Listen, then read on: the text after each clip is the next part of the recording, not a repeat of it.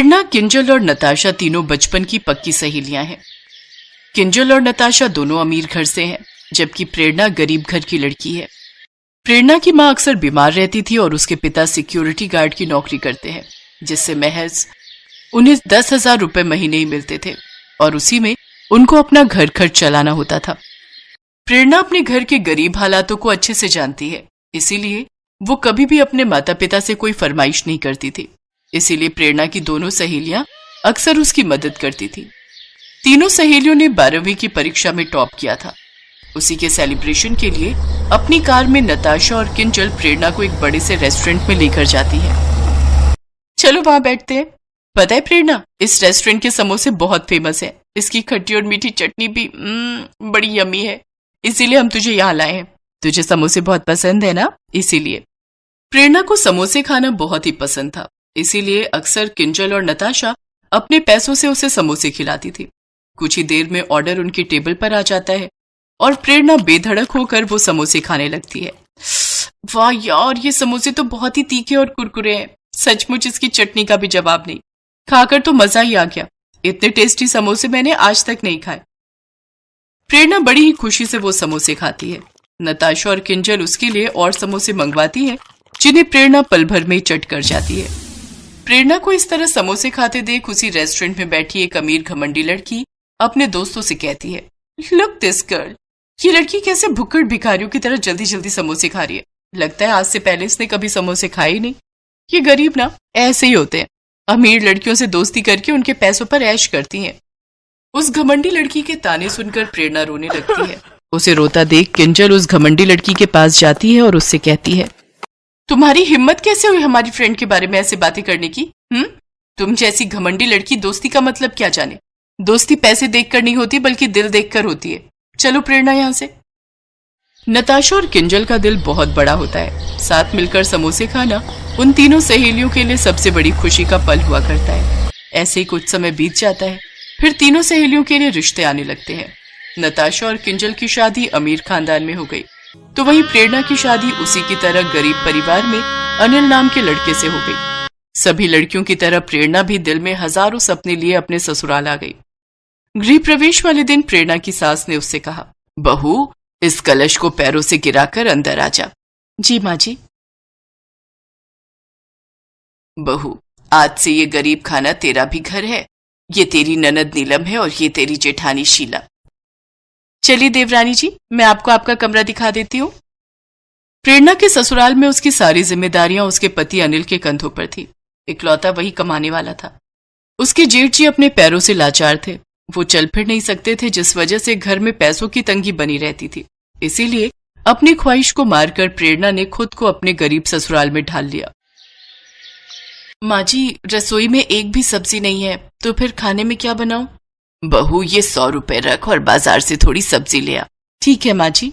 प्रेरणा सब्जी लेने बाजार चली जाती है, जहाँ पहुंचकर उसे बाजार में समोसे वाले का ठेला दिखता है। उसे समोसे खाने का बहुत मन होता है। वाह, समोसे! समोसे खाने का बहुत मन कर रहा है, लेकिन मेरे पास तो ये 100 रुपए ही है, जिसकी मुझे हफ्ते भर की सब्जी लेनी है। नहीं, मैं ये पैसे इन पर खर्च नहीं कर सकती। इन पैसों से तो मैं हफ्ते भर की सब्जी ले आऊंगी, जिससे मेरा पूरा परिवार पेट भरकर खाना खाएगा।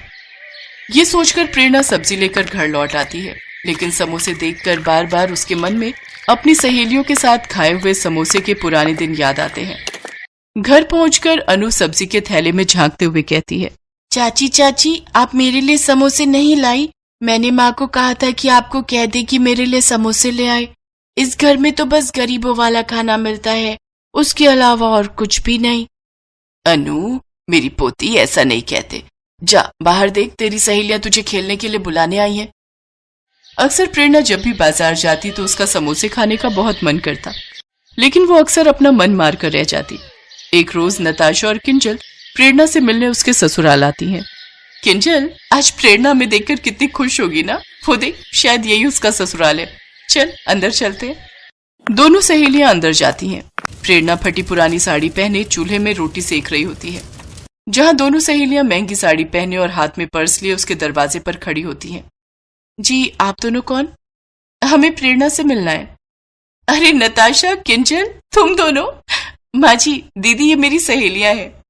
उन दोनों को देख सभी चौंक जाते हैं। प्रेरणा, तुम अपनी सहेलियों के पास बैठो, मैं चाय लेकर आती हूँ। वो सभी अपनी हैसियत के अनुसार उन दोनों की खूब खातिरदारी करते हैं।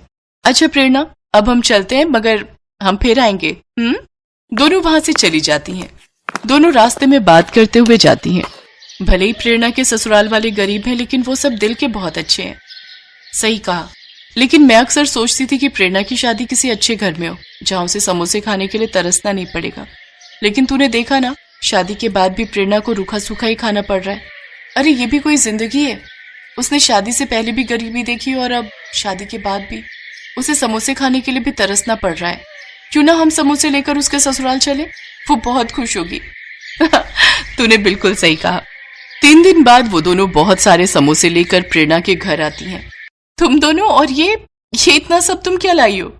इसमें हमारी प्यारी सहेली के मनपसंद समोसे हैं। सचमुच वो भी क्या दिन थे ना प्रेरणा। चलो आज हम फिर से वही दिन जीते हैं। उनकी बातें सुनकर प्रेरणा की आंखों में आंसू आ जाते हैं। आज फिर तुम दोनों ने मिलकर मुझे बहुत बड़ी खुशी दी है। तुम दोनों सच में बहुत अच्छी हो। एक खुशी अभी और बाकी है। ये ले, ये पैसे तू रख ले और अपना खुद का काम स्टार्ट कर। वैसे भी तू बहुत अच्छा खाना बनाती है। हाँ, और हमें पूरा विश्वास है तुम बहुत अच्छा काम कर सकती हो। प्रेरणा बहुत खुश होती है। अपनी सहेलियों का उस पर यह विश्वास देखकर वो खुद का समोसे का काम शुरू कर देती है। उसके समोसों का जादू सब पर चल जाता है और कुछ ही समय में उसके घर के हालात बहुत सुधर जाते हैं। अब नताशा और किंजल भी अक्सर प्रेरणा से मिलने और उसके हाथ के समोसे खाने उसकी दुकान पर आती रहती थी।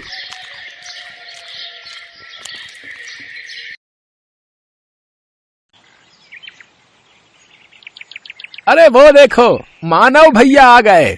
मानव भैया? ये तो वही है ना जो बड़ा आदमी बनने शहर गए थे कई साल पहले। हाँ, चलो चलकर देखते हैं कि ये वापस क्यों आए हैं। जब वो दोनों मानव के पास जाते हैं तो उसकी हालत बहुत ही खराब होती है। अरे मानव भाई, तुम तो शहर बड़े आदमी बनने गए थे ना, फिर आपका ये हाल? अभी ये सब वक्त नहीं है भाई कुछ भी बताने का। हम शहर से 300 किलोमीटर पैदल चलकर आए हैं और हम सब कई दिनों से भूखे हैं। अगर हो सके तो हमें राशन पानी कुछ दिन के लिए उधार दे दो भैया। तुम अपने घर जाओ और आराम करो मानव भाई। और रही खाने की बात, तो मैं गांव के मुखिया को बोल देता हूँ, वो कुछ दिनों का राशन पानी तुम्हारे घर भिजवा देंगे। आपका बहुत बहुत शुक्रिया किशोर भाई। मुखिया उनके घर 1 महीने का राशन पानी भिजवा देता है। सुनिए जी, आखिर कब तक हम इन गांव वालों से छुपा कर रखेंगे कि हम शहर से भागकर क्यों आए हैं? तो हम इन गांव वालों से क्या कहते कि शहर में रहकर हम पर इतना कर्जा हो गया और वो चुका न पाने की वजह से हम गांव वापस आए हैं। फिर तो ये हमें जो राशन पानी मिला है वो भी नहीं मिलता। ये तो आप ठीक कह रहे हैं जी। देखो रमा, जो किस्मत में लिखा है उसे कोई नहीं टाल सकता। चलो अब सो जाओ, रात बहुत हो गई है। मैं कल ही मुखिया से मिलकर काम की कोई बात करता हूँ। अगले दिन मानव मुखिया से मिलता है और अपने बेरोजगार होने की समस्या बताता है। देखो मानव, तुम इस गांव के बेटे हो और अब तुम इसी गांव में रहकर अपना कोई काम शुरू करो। आपने बिल्कुल सही कहा मुखिया जी। वैसे मैं शहर में सारा दिन ऑटो रिक्शा चलाता था और शाम को रमा और मैं पानी पूरी का ठेला लगाते थे। तो मैं सोच रहा हूँ कि क्यों ना मैं इस गांव में भी पानी पूरी बनाकर बेचूं। हाँ हाँ, ये तो बहुत ही अच्छा ख्याल है। वैसे भी अपने गांव में एक भी पानी पूरी वाला नहीं है। अपना खेत गिरवी रखकर मानव और रमा ने पानी पूरी का ठेला खोल लिया। वो ठेला लगाकर बैठे थे, तभी वहाँ उसका बचपन का दोस्त विनोद आ गया, जो कि एक गांव से दूसरे गांव तक ऑटो चलाता था। अरे वाह, आज मेरा दोस्त नए काम की शुरुआत कर रहा है, लेकिन तेरे चेहरे पर इतनी उदासी क्यों है? क्या बताऊं यार, ठेला लगाए पूरे 2 घंटे हो गए लेकिन अभी भी एक भी बोनी नहीं हुई। अच्छा बता, कितने की प्लेट दे रहा है तू इन गोलगप्पों की? भैया 10 रुपए के 5 गोलगप्पे हैं बस। अच्छा भाभी, फिर तो मेरे लिए 1 प्लेट लगा दीजिए। मानव उसको गोलगप्पे बनाकर खिलाने लगा। उनको चखते ही विनोद ने कहा, अरे वाह, ये तो सचमुच किसी अमृत समान है। कुछ ही दिनों में उनका पानीपुरी का काम बहुत अच्छे से चलने लगता है। एक दिन मुखिया जी उसके ठेले पर आते हैं। मानव, मैं तुमसे एक बात कहना चाहता हूँ। जी कहिए मुखिया जी। मानव, तुम्हारी पानीपुरी आसपास के गांव में भी बहुत प्रसिद्ध है।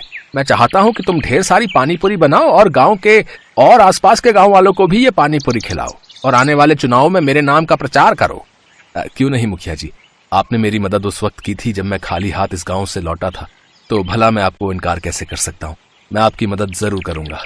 बहुत बहुत धन्यवाद मानव बेटा। अच्छा अब मैं चलता हूँ। हैं आपने हाँ तो कर दीजिए, लेकिन अब हम इतनी सारी पानीपुरी बनाएंगे कैसे? हमारे पास सामान के लिए इतने पैसे कहाँ से आएंगे? अब हमें अपने गिरवी रखे खेत को बेचना होगा। ये आप कैसी बातें कर रहे हैं जी? अगर अच्छी कमाई हो गई तो फिर हम उस कमाई से नया खेत ले लेंगे, लेकिन मैंने मुखिया को जुबान दी है और अब मैं अपनी बात से पीछे नहीं हट सकता। और इस तरह मानव ने अपनी जमीन भी बेच दी। क्या बकवास कर रहे हो मानव? आखिर हमारे बीच पैसों की बात कहाँ हुई थी? मजाक मत कीजिए मुखिया जी, मैंने अपना खेत भी बेच दिया है। ऐसे तो मैं बर्बाद हो जाऊंगा। चुपचाप जाता है या धक्के मारकर निकालूं यहाँ से? दुखी होकर मानव घर पहुंचता है और रमा को सारी बात बताता है। अब तो हम लोग भूखे मर जाएंगे जी, जो बचा खुचा था वो भी हमने बेच दिया। मानव और मुखिया के झगड़े का पता सारे गांव में लग जाता है और अब कोई भी मानव के ठेले पर पानी पूरी खाने नहीं आता। एक रोज विनोद मानव के घर आता है और कहता है, मानो मैं कुछ दिनों के लिए किसी काम से शहर जा रहा हूँ, तब तक मैं अपना ये ऑटो रिक्शा यहीं छोड़कर जा रहा हूँ। इस गांव में इकलौते तुम ही हो जो ऑटो चलाना जानते हो। जब तक मैं वापस नहीं आ जाता तुम इसे अपने ही पास रखो। अगर तुम्हें कोई परेशानी ना हो तो क्या मैं कुछ दिनों के लिए तुम्हारे इस ऑटो का इस्तेमाल कर सकता हूँ भैया? हाँ हाँ क्यों नहीं, अरे ये भी कोई पूछने की बात है? इतना कहकर विनोद वहां से चला जाता है। सुनिए जी, मुखिया जी ने जो ढेर सारी पानीपुरी बनवाई थी, क्यों ना हम उन पानीपुरियों को ऑटो में ले जाकर आसपास के गांव में बेचें। मानव रमा के साथ मिलकर गांव-गांव घूमकर अपनी बनाई हुई पानीपुरी बेचने लगा। देखते ही देखते वो दोनों ऑटो रिक्शा पानीपुरी वाले नाम से फेमस हो गए। आज मैं बहुत खुश हूँ। हमेशा से कर्जे से भागते आया हूँ, लेकिन आज तो ऐसा लग रहा है मानो मैं दुनिया जीत चुका हूँ। कुछ दिन बाद विनोद एक नया ऑटो लेकर गांव पहुंचा। अरे वाह विनोद, नया ऑटो? लेकिन तेरे पास तो पहले से ही ऑटो है ना, फिर ये किस लिए? अरे वो ऑटो अब पुराना हो चुका है यार, और मैं उसे बेचने की भी सोच रहा हूँ। मैं अब एक गांव से दूसरे गांव की सवारियां छोड़ने की बजाय गांव से शहर तक की सवारियों को छोड़ूंगा। अगर आप बुरा ना मानो विनोद भाई, तो क्या ये ऑटो हमें बेच सकते हो? अरे ये भी कोई पूछने की बात है? आज से ये ऑटो आपका हुआ है। तेरी बड़ी मेहरबानी मेरे दोस्त। ये ले, ये तेरे ऑटो रिक्शा के पैसे पकड़। रमा और मानव तो ऑटो पाकर बहुत खुश थे। अब वो दोनों सारा दिन एक गांव से दूसरे गांव घूम घूम कर पानीपुरी बेचा करते थे और लोग बड़ी आस लगाकर उनकी पानीपुरी के इंतजार में बैठा करते थे। उनका व्यापार अब बहुत अच्छा चलने लगा और उन्हें अच्छी आमदनी होने लगी।